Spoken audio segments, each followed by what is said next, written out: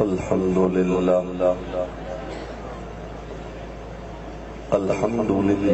نحمده ونستعينه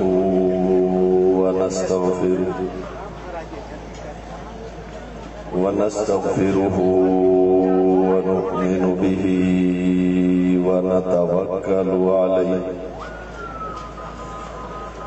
ونعوذ بالله من شرور أنفسنا ومن سيئات أعمالنا من يهده الله فلا مضل له ومن يضلله فلا هادي له ونشهد أن لا إله إلا الله وحده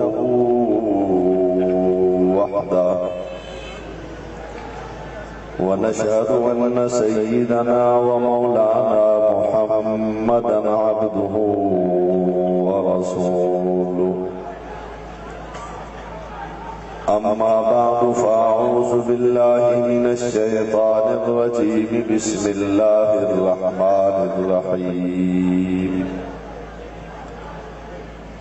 هو الذي أرسل رسوله بالهدى ودين الحق ليظهره على الدين كله وكفى بالله شهيدا آمنت بالله صدق الله العظيم عزیزان محترم قابل صدقنی اسٹیج پر تشریف فرما معزز محترم علماء کرام ذمہ داران جماعت مدعوین شہر دور دراز سے تشریف لانے والے اصحاب رسول و اہل بیت رسول کے دیوانوں اور پروانوں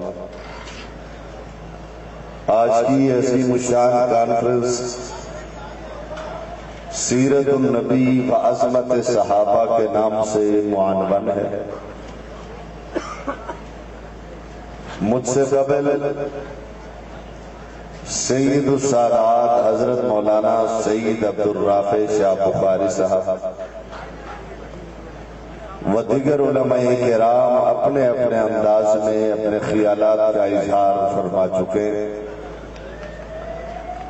میں سب سے پہلے اس کانفرنس کے انعقاد پر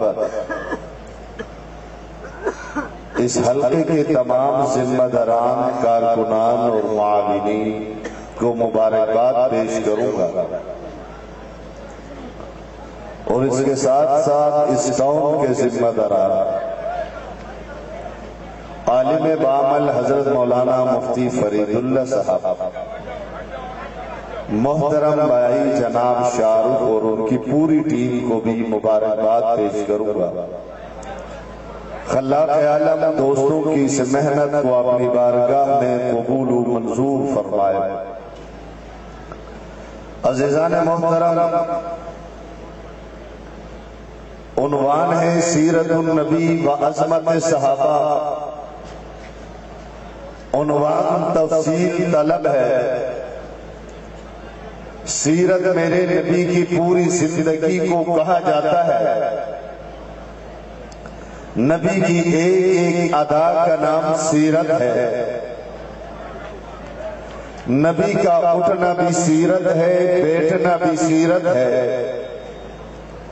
چلنا بھی سیرت ہے، مسجد میں جانا بھی سیرت ہے، مسجد سے باہر نکلنا بھی سیرت ہے۔ رحمت عالم کھانا کیسے کھاتے تھے، کھانا کھانا بھی سیرت ہے۔ پانی پینا بھی سیرت کا حصہ ہے، نماز بھی سیرت ہے، روزہ بھی سیرت ہے، حج بھی نبی کی سیرت کا حصہ ہے، زکوٰۃ دینا نبی کی سیرت کا حصہ ہے، سچ بولنا نبی کی سیرت کا حصہ ہے، امانت داری نبی کی سیرت کا حصہ ہے۔ نبی کی ایک ایک ادا کا نام سیرت ہے۔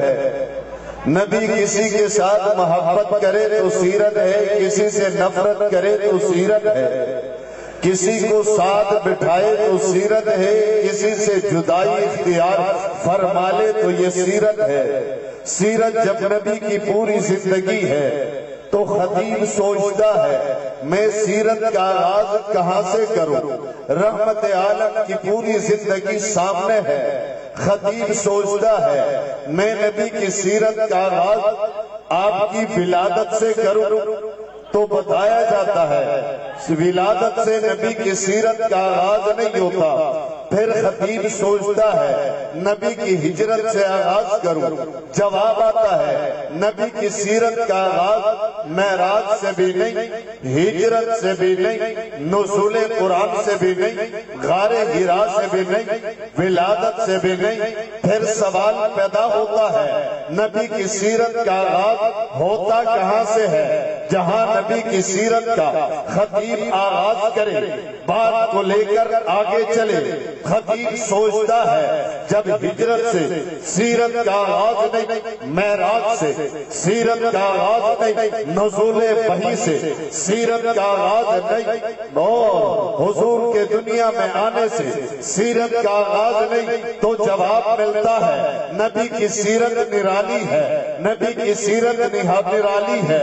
اس کائنات میں بڑے صاحب جمال آئے، بڑے صاحب کمال آئے، اس کائنات میں انبیاء آئے، اس کائنات میں اولیاء آئے، اس کائنات میں اتقیاء آئے، اس کائنات میں اصفیاء آئے، اس کائنات میں ائمہ آئے، اس کائنات میں علماء آئے، صاحب جمال آئے، صاحب کمال آئے، آدم صفی اللہ آئے، نوح نجی اللہ آئے، ابراہیم خلیل آئے، موسیٰ کلیم آئے، لیکن نبی کی سیرت کا آغاز بھی عجیب ہے، سیرت بھی نرالی ہے، صورت بھی نرالی ہے، جماعت بھی نرالی ہے۔ اس کائنات میں جس نے بھی قدم رکھا آیا پہلے سیرت بعد میں، آیا پہلے تذکرہ بعد میں، لیکن میرے نبی کی سیرت نرالی ہے۔ میرے نبی آئے بعد میں ہیں، تذکرہ پہلے ہے،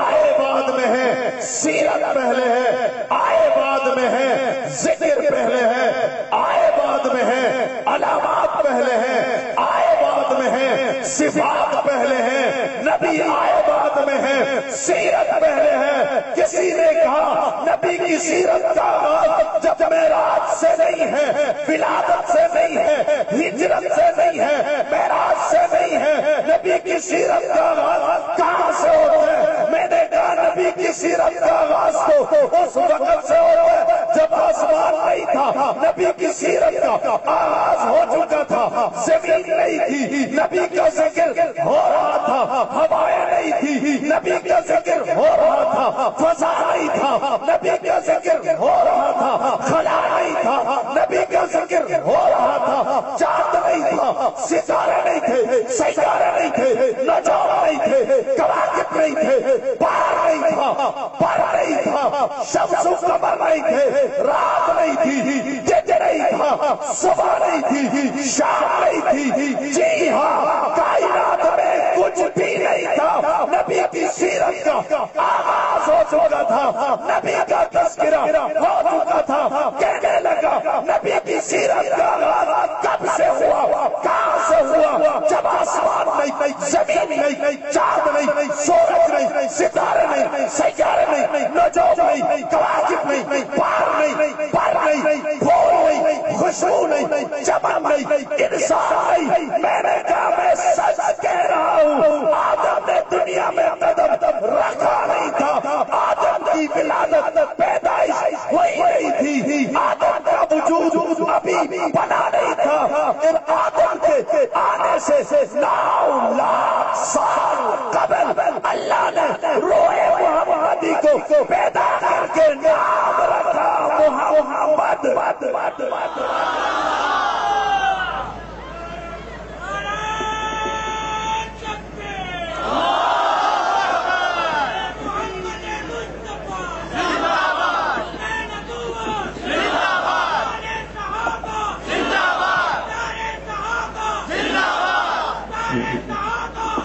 نبی کی سیرت کا آغاز اس وقت سے ہوتا ہے جب ابھی تک آدم صفی اللہ نوح نجی اللہ ابراہیم خلیل دنیا میں آئے نہیں تھے تو خطیب سوچتا ہے عنوان سیرت کا ہے، اگر حسن مصطفیٰ ہوتا میں نبی کا حسن بیان کرتا، بات جمال کی ہوتی جمال کو بیان کرتا، بات کمال کی ہوتی کمال کو بیان کرتا، بات معجزات کی ہوتی میں نبی کے معجزات بتاتا، بات معراج کی ہوتی میں معراج کو بیان کرتا، بات ہجرت کی ہوتی نبی کی ہجرت کو بیان کرتا۔ یہ سیرت کے مختلف پہلو ہے، معراج الگ عنوان ہے، حسن مصطفیٰ الگ عنوان ہے، جمال مصطفیٰ الگ عنوان ہے، کمال مصطفیٰ الگ عنوان ہے، علم مصطفیٰ الگ عنوان ہے، صداقت مصطفیٰ الگ عنوان ہے، عدالت مصطفیٰ الگ عنوان ہے، شرافت مصطفیٰ الگ عنوان ہے، شجاعت مصطفیٰ الگ عنوان ہے۔ یہ تو بے شمار عنوانات ہیں، سب کو ملایا جائے پھر سیرت بنتی ہے، سیرت پوری زندگی ہے۔ خطیب سوچتا ہے، پریشان ہوتا ہے، نبی کی سیرت کا آغاز کہاں سے کروں کہ اس پہلو سے بیان کروں۔ حسن کہتا ہے مجھے بیان کر، نبی کا جمال کہتا ہے مجھے بیان کر، نبی کا کمال کہتا ہے مجھے بیان کر، نبی کے معجزات کہتے ہیں مجھے بیان کر، نبی کا مدینہ کہتا ہے مجھے بیان کر، نبی کا مکہ کہتا ہے مجھے بیان کر، بدر کہتا ہے مجھے بیان کر، احد کہتا ہے مجھے بیان کر، خندق کہتا ہے مجھے بیان کر، ابو بکر کہتے ہیں مجھے بیان کر، عمر کہتے ہیں مجھے بیان کر، عثمان کہتے ہیں مجھے بیان کر، فَكُلُّ وَعَدَ اللَّهُ الْحُسْنَى۔ صحابہ کہتے ہیں ہم بھی جنتی بنے ہیں نبی کی وجہ سے، ہم بھی تو سیرت کا حصہ ہیں، ہمیں بیان کر۔ جی ہاں، سوچتا ہے خطیب کیا بیان کروں، بات اگر معجزات کی ہوتی میں تمہیں بتاتا۔ نبی مکے کے چوک میں کھڑے ہو کر انگلی کا اشارہ کرتے ہیں، چاند دو ٹکڑے ہو جاتا ہے۔ بات معجزات کی ہوتی میں تمہیں بتاتا، وہ سامنے دور درخت کھڑا ہے، نبی اشارہ کرتے ہیں، درخت زمین چیر کر بھاگتا ہوا نبی کے قدموں میں آ جاتا ہے۔ بات معجزات کی ہوتی میں تمہیں بتاتا، نبی اشارہ کرتے ہیں، سورج پلٹ آتا ہے۔ بات معجزات کی ہوتی پھر میں آپ کے سامنے رکھتا کہ میرے نبی ہاتھ اٹھاتے ہیں، ابو ہریرہ کی والدہ کو ایمان مل جاتا ہے۔ اگر بات معجزات کی ہوتی نبی کے معجزات تمہارے سامنے رکھتا، وہ اونٹنی آتی ہے نبی کے قدموں میں، وہ سر رکھ دیتی ہے، یہ نبی کا معجزہ ہے۔ وہ ہرنی آتی ہے نبی سے شکایت کرتی ہے، یہ بھی نبی کا معجزہ ہے۔ بات معجزات کی ہوتی پھر میں تمہیں بتاتا، وہ سامنے ابو جہل کھڑا ہے، ہاتھ میں کچھ لیا ہوا ہے اور آ کر عرض کرتا ہے کہ آپ مجھے بتائیے میرے ہاتھ میں کیا ہے، اگر آپ یہ بتائیں گے میں آپ کا کلمہ پڑھوں گا۔ نبی کا معجزہ دیکھ، میرے نبی سوال کرتے ہیں ابو جہل سے، ابو جہل بتا تو صحیح تیرے ہاتھ میں کیا ہے، میں بتاؤں یا ہاتھ والا بتائے؟ ابو جہل کہتا ہے ہاتھ والا کیسے بتا سکتا ہے؟ نبی اشارہ کرتے ہیں، ابو جہل کے ہاتھ میں مٹھی میں بند پتھر بھی کلمہ پڑھنے لگ جاتے ہیں، لا الہ الا اللہ محمد رسول اللہ۔ جی ہاں، آؤ آج میں تمہیں نبی کی سیرت کا خلاصہ بتا کر بات کو ختم کروں۔ سیرت کا احاطہ نہیں ہو سکتا، کوئی کیسا کرے، وہ شاعر 50 سالوں میں 40,000 اشعار لکھ کر کہتا ہے، تھکی ہے فکر رسا مدح باقی ہے، قلم ہے آپ لاپا مدح باقی ہے، ورق تمام ہوا مدح باقی ہے، تمام عمر لکھا مدح باقی ہے، احاطہ نہیں ہو سکتا۔ آؤ میں تمہیں خلاصہ بتاتا ہوں، میرے نبی کی سیرت کا خلاصہ ہے۔ کسی نے کہا خلاصہ کیا ہے؟ میں نے کہا خلاصہ یہ ہے، میں نے الف لام سے لے کر والناس تک پورا قرآن پڑھا ہے، تو مجھے بتایا گیا، اللہ نے نے نبی کو جو بھی دیا ہے انتخاب کر کے دیا ہے، جو بھی دیا ہے منتخب کر کے دیا ہے، جو بھی دیا ہے چن کر دیا ہے۔ اللہ نے نبی کو مکہ دیا ہے، شہروں میں چن کر دیا ہے، مدینہ دیا ہے، چن کر دیا ہے، زمانہ دیا ہے، خیر القرون چن کر دیا ہے، مہینہ دیا ہے، رمضان چن کر دیا ہے، رات دی ہے، لیلۃ القدر چن کر دی ہے، نبی کو قبیلہ دیا تو چن کر دیا، قوم دے دی ہے تو چن کر دی ہے، عربی زبان دی ہے تو چن کر دی ہے، نبی کو حسن دیا تو چن کر دیا، جمال دیا تو چن کر دیا، کمال دیا تو چن کر دیا، علم دیا تو چن کر دیا، نبوت دے دی تو چن کر دے دی، رسالت دے دی تو چن کر دے دی، نبی کو جو بھی دیا ہے چن کر دیا ہے۔ کسی نے کہا مولانا نبوت چن کر کیسے دی ہے؟ کیا آدم صفی اللہ کے پاس نبوت نہیں ہے؟ نوح نجی اللہ کے پاس نبوت نہیں ہے؟ ابراہیم خلیل کے پاس نبوت نہیں ہے؟ موسیٰ کلیم کے پاس نبوت نہیں ہے؟ عیسیٰ روح اللہ کے پاس نبوت نہیں ہے؟ میں نے کہا وہاں بھی نبوت ہے، کہا پھر میرے نبی کو بھی نبوت ملی ہے، چن کر کیسے دی ہے؟ میں نے کہا نہیں ان کے پاس نبوت ہے، میرے نبی کے پاس نبوت نہیں ہے۔ کہنے لگا کیا ہے؟ میں نے کہا ان کے پاس نبوت ہے، میرے نبی کو چن کر دی ہے، میرے نبی کے پاس ختم نبوت ہے۔ کسی نے کہا کہ مولانا نبوت کیا ہے، ختم نبوت کیا ہے؟ میں نے کہا اچھائی کی ابتدا کا نام نبوت ہے، جہاں اچھائی کی تکمیل ہو جائے اس کو ختم نبوت کہا جاتا ہے۔ عظمت کی ابتدا نبوت ہے، انتہا ختم نبوت ہے، عزت کی ابتدا نبوت ہے، انتہا ختم نبوت ہے، علم کی ابتدا نبوت ہے، انتہا ختم نبوت ہے، شریعت کی ابتدا نبوت ہے، انتہا ختم نبوت ہے، دین کی ابتدا نبوت ہے، جہاں الیوم اکملت لکم دینکم ہو جائے اس کو ختم نبوت کہا جاتا ہے۔ اللہ نے میرے نبی کو نبوت چن کر دی ہے، رسالت چن کر دی ہے، کتاب چن کر دی ہے۔ کہنے لگا مولانا کتاب تو نبی سے پہلے انبیاء کو بھی ملی، تورات بھی آسمانی کتاب، زبور بھی آسمانی کتاب، انجیل بھی آسمانی کتاب۔ میں نے کہا جی ہاں وہ بھی کتابیں ہیں، لیکن میرے نبی کو کتابوں میں کتاب بھی چن کر دی ہے۔ کہنے لگا کیسے؟ میں نے کہا وہاں کتاب کتابوں میں دی ہے، یہاں قرآن سینوں میں دیا ہے۔ تورات کا حافظ کوئی نہیں، انجیل کا حافظ کوئی نہیں، زبور کا حافظ کوئی نہیں۔ قرآن کا حافظ دیکھنا چاہتے ہو 10 سال کا بچہ بھی دکھاؤں گا، 90 سال کا بابا بھی دکھاؤں گا۔ یہ قرآن کتابوں میں چن کر دی ہے، اور صرف یہی نہیں بلکہ آنکھوں والوں میں بھی حافظ القرآن ہے، نابینوں میں بھی حافظ القرآن ہے، معذوروں میں بھی حافظ القرآن ہے، داڑھی منڈوں میں بھی حافظ القرآن ہے، داڑھی والوں میں بھی حافظ القرآن ہے۔ اللہ نے اس قرآن کو اتنا آسان بنا لیا، مردوں میں بھی حافظ القرآن، عورتوں میں بھی حافظ القرآن، بلکہ میں نے دیکھا تمام قوموں میں حافظ القرآن ہے۔ پٹھانوں میں حافظ القرآن، سندھیوں میں حافظ القرآن، بلوچیوں میں حافظ القرآن، پنجابیوں میں حافظ القرآن، بلکہ مجھے کہنے دیجئے مسلمانوں کے تمام مسالک میں حافظ القرآن ہے۔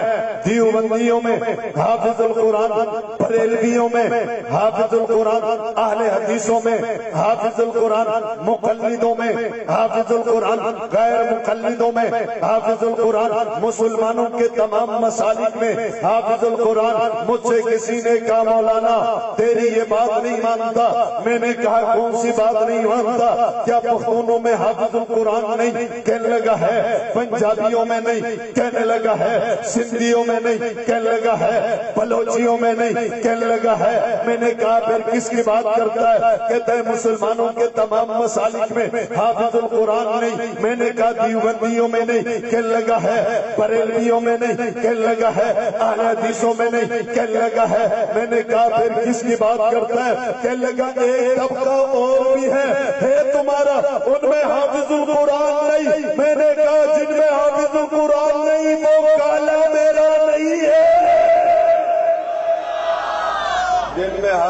قرآن نہیں وہ کالا میرا، زور سے آپ کا ہے، آپ کا ہے۔ میں نے کہا وہ میرا نہیں، کہنے لگا مولانا تیرا کیوں نہیں؟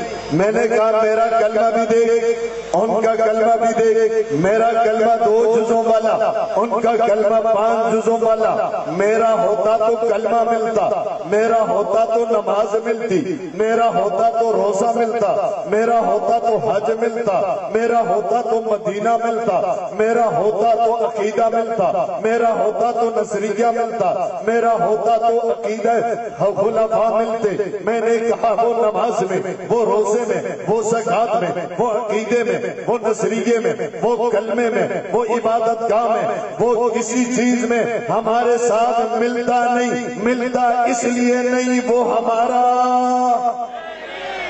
وہ ہمارا، وہ ہمارا۔ میں نے کہا نبی کی سیرت کا خلاصہ یہ ہے کہ اللہ نے ہر چیز نبی کو دیکھ کر منتخب کر کے چن کر دی ہے۔ حسن کو دیکھو، چن کر دیا ہے۔ کہنے لگا کیسے؟ کیا حضرت یوسف سے میرے نبی زیادہ حسین تھے؟ میں نے کہا حسن یوسف کو میرا سلام ہے، وہ فقط دانا ایدیہن، حسن یوسف کو دیکھنے والیوں نے انگلیاں کٹا ڈالی، لیکن جمال محمد کو سننے والوں نے گردنیں کٹا ڈالی۔ جی ہاں، میرے نبی کو جو حسن دیا وہ بھی چن کر دیا۔ وہاں دیکھنے والیوں نے انگلیاں کٹا ڈالی، یہاں دیکھنے والوں کی بات نہیں کرتا۔ جنہوں نے جمال محمد کو دیکھا صحابہ بدر میں کٹے پیچھے نہیں ہٹے، احد میں کٹے پیچھے نہیں ہٹے، خندق میں کٹے پیچھے نہیں ہٹے، خیبر میں کٹے پیچھے نہیں ہٹے، میدانوں میں کٹے پیچھے نہیں ہٹے، پہاڑوں میں کٹے پیچھے نہیں ہٹے، انگاروں پر لیٹے پیچھے نہیں ہٹے، تختے دار پہ چڑھے پیچھے نہیں ہٹے، دھوپ پر لیٹ گئے پیچھے نہیں ہٹے، گھر چھوڑا نبی کو نہیں چھوڑا، در چھوڑا نبی کو نہیں چھوڑا، قربانیاں دی نبی کو نہیں چھوڑا، بیوی بچے چھوڑ دیے لیکن نبی کو نہیں چھوڑا، کیونکہ انہوں نے جمال محمد کو دیکھا تھا۔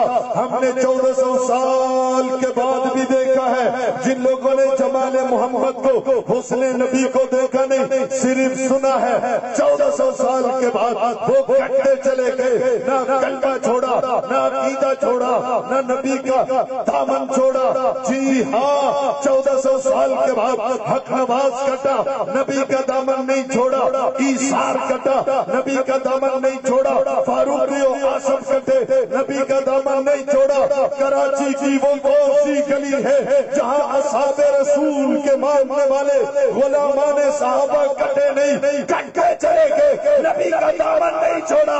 کسی نے کہا چھوڑا کیوں نہیں؟ میں نے کہا انہوں نے جمال محمد کو دیکھا نہیں، سنا سنا سنا سنا۔ جی ہاں، کٹ تو گئے، ہتھکڑی آئی پہلی، بیڑی آئی پہلی، لاپتہ کیا گیا، پھر بھی ڈٹے رہے، الٹا لٹکا کر مارا گیا، پھر بھی ڈٹے رہے، جسم کو چیرا گیا، پھر بھی ڈٹے رہے، لوہے سے داغا گیا، پھر بھی ڈٹے رہے، بچوں سے جدا کیا گیا، پھر بھی ڈٹے رہے۔ بتلایا 1400 سال کے بعد صحابہ کے غلاموں کی استقامت کی یہ حال ہے تو ابو بکر کی استقامت کا کیا حال ہوگا؟ وہ کتنا بڑا بے ایمان ہے، وہ کتنا بڑا دشمن رسول اور دشمن اسلام ہے جو کہتا ہے کہ نبی کے جانے کے بعد صحابہ نعوذ باللہ دین چھوڑ گئے تھے۔ میں نے کہا 1400 سال کے بعد آج کا گنہگار مسلمان تشدد کی وجہ سے دین نہیں چھوڑتا، میں کیسے مانوں صحابہ دین چھوڑ گئے تھے؟ مصیبت کے وقت میں وہ نبی کے ساتھ رہے، وہ چھوڑنے والے ہوتے۔ جب بلال کو گلیوں میں گھسیٹا جا رہا تھا، جب چھوڑ کر چلا جاتا، خبیب کو انگاروں پر لٹایا جا رہا تھا، تب چھوڑ دیتا۔ خباب کو تختے دار پہ چڑھایا جا رہا تھا، تب چھوڑ دیتا۔ مصیبت کے وقت، تکلیف کے وقت، پریشانی کے وقت، تشدد کے وقت انہوں نے نبی کا دامن نہیں چھوڑا۔ پھر جب حالات سازگار ہو گئے میں کیسے مانوں انہوں نے نبی کا دامن چھوڑا ہوگا؟ میں عرض کر رہا تھا بات سیرت کی ہے، اللہ نے نبی کو ہر چیز منتخب کر کے دی ہے۔ آخری بات عرض کر دوں، جب حسن بھی حسینوں میں سے چن کر دیا ہے، صداقت، عدالت، شرافت، طہارت ہر چیز چن کر دی ہے، یاروں کی باری آئی تو ابو بکر بھی چن کر دیا، ابو بکر بھی، عمر بھی چن کر دیا، عثمان و علی بھی چن کر دیا۔ کہنے لگا چن کر کیسے دیا؟ کیا ابو بکر میں اور ہم میں فرق کیا ہے؟ میں نے کہا بڑا فرق ہے۔ کہنے لگا کیا فرق؟ میں نے کہا ابو بکر صدیق تو وہ ہے، تجھے تو تیرا بیٹا سلام نہیں کرتا، صدیق اکبر وہ ہے جس کے پاس رب کا سلام آیا۔ میں کیوں نہ کہوں ابو بکر کو رب نے چن کر دیا ہے۔ میرے نبی اعلان کرتے ہیں اسلام کے لیے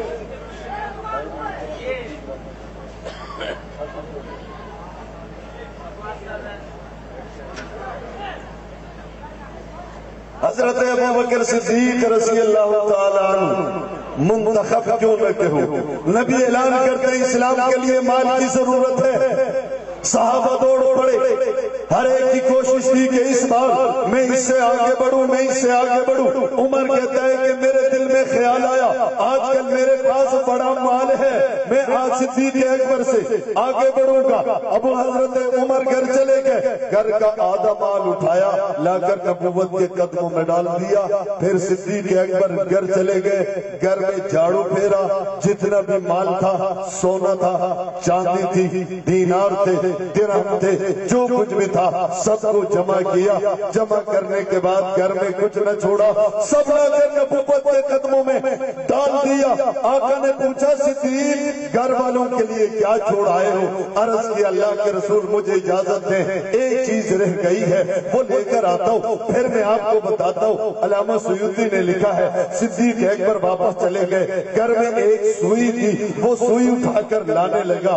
اتنے میں امی عائشہ نے پوچھا ابا جان سب کچھ لے گئے ہیں، ایک سوئی باقی ہے، سوئی کے ساتھ کیا کریں گے؟ ابو بکر صدیق نے فرمایا کہ میری بیٹی آقا کو، اسلام کو، دین کو مال کی ضرورت ہے، آقا مال کے لیے اعلان کرے۔ ابو بکر اپنے گھر میں ایک سوئی رکھے، اس کو مناسب نہیں سمجھتا۔ امی عائشہ نے سوال کیا اس یہ سوئی کیا کام آئے گی؟ ابو بکر صدیق نے جواب دیا بیٹی کسی مجاہد کے کام آ جائے گی، اس لیے وہ سوئی بھی لا کر نبوت کے قدموں میں ڈال دیا۔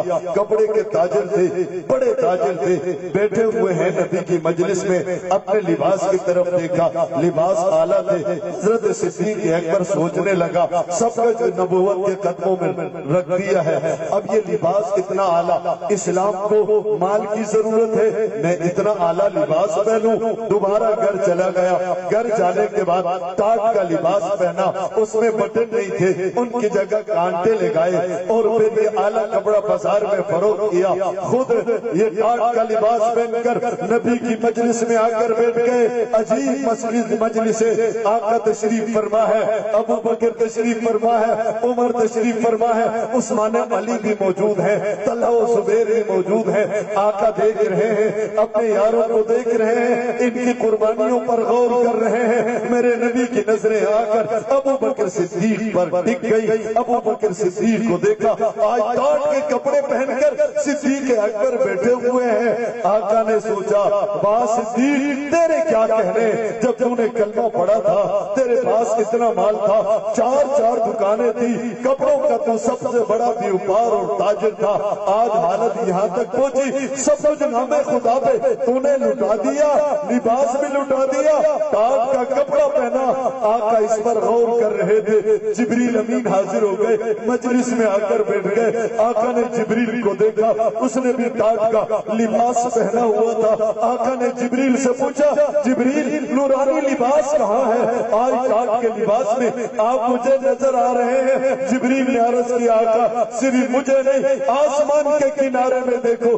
میرے نبی نے آسمان کے کنارے میں دیکھا، 70,000 نوریوں نے 70,000 نوریوں نے صدیق اکبر والا لباس، ٹاٹ کا لباس پہنا ہوا تھا۔ آقا نے پوچھا، جبریل یہ کیا ہے؟ آج نورانی لباس کہاں ہے؟ آج ٹاٹ کا لباس فرشتوں نے کیوں پہنا؟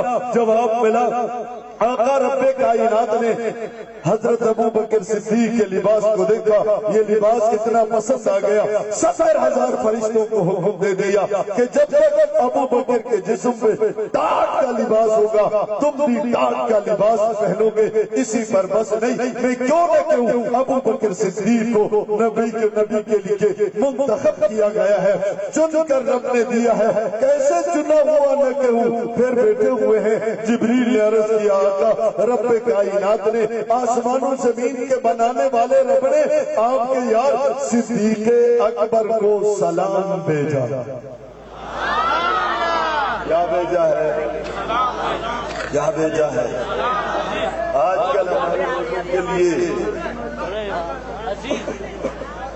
وہ بات اہمیت کا حامل ہے، کہا جائے کہ کسی کو بلاول کا سلام آئے، عمران کا سلام آئے، نواز شریف شہباز کا سلام آئے، لیکن نہیں، اگر محلے میں کسی کے بعد ان کا سلام و پیغام پہنچے تو وہ پھر لوگ کہتے ہیں یہ بڑا خاص آدمی ہے، اس کے پاس تو نواز شریف کے فون آتے ہیں، سلام و پیغام آتا ہے۔ میں صدیق اکبر کو چنا ہوا کیوں نہ کہوں؟ آسمان و زمین کے بنانے والے رب نے ابو بکر صدیق کو سلام بھیجا۔